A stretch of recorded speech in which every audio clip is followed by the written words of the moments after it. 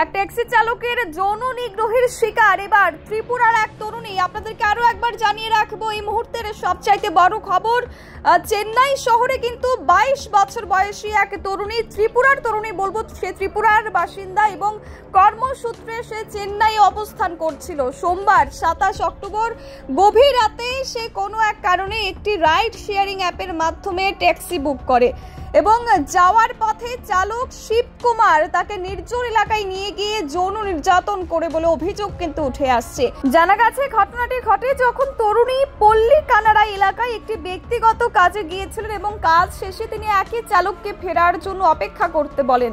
শিবকুমার রাজি হন এবং ফেরার পথে নির্ধারিত রাস্তা ছেড়ে একটি অন্ধকার নির্জন স্থানে নিয়ে তরুণীকে ভয় দেখিয়ে যৌন নির্যাতন করে। তবে এই পরিস্থিতির মধ্যেও কিন্তু সাহসিকতা দেখিয়ে তরুণী তার স্বামীকে একটি মেসেজ পাঠান, যা পরে তদন্তে গুরুত্বপূর্ণ ভূমিকাও কিন্তু রেখেছে।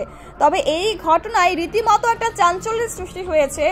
আজকাল কোনো স্টেট, কোনো রাজ্য, কোথাও মেয়েদের নিরাপত্তা নেই বললেই ধরা যায়, যেখানে একজন ট্যাক্সি চালক এই ধরনের ঘটনা করতে পারে। এখন কিন্তু উবার, ওলা, র্যাপিডো থেকে শুরু করে বিভিন্ন অ্যাপ বেরিয়ে গেছে, যেগুলোর মাধ্যমে কিন্তু ট্যাক্সি, বাইক বুক করা হয় এক জায়গা থেকে অন্য জায়গায় যাওয়ার জন্য, যেন কাজটা তাড়াতাড়ি হয়, যেন তাড়াতাড়ি পৌঁছানো যায়। তবে এই ঘটনায় চেন্নাই পুলিশ সিসিটিভি ফুটেজ এবং অ্যাপের তথ্য এবং তরুণীর বয়ান যাচাই করে কয়েক ঘন্টার মধ্যেই শিবকুমারকে শনাক্ত এবং গ্রেফতার করেছে। অভিযুক্তের বাড়ি তেনিজোলাই বলে জানা গেছে।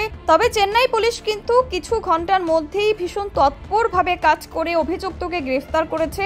তবে বিশেষজ্ঞদের মতে এই ধরনের অ্যাপ ভিত্তিক যে চালু রয়েছে, অ্যাপ ভিত্তিক যে পরিষেবাগুলো চালু রয়েছে, সেখানে নিয়মিত background check, real time GPS tracking সহ আরও বিভিন্ন জরুরি ব্যাপারগুলো বাধ্যতামূলক করতে হবে।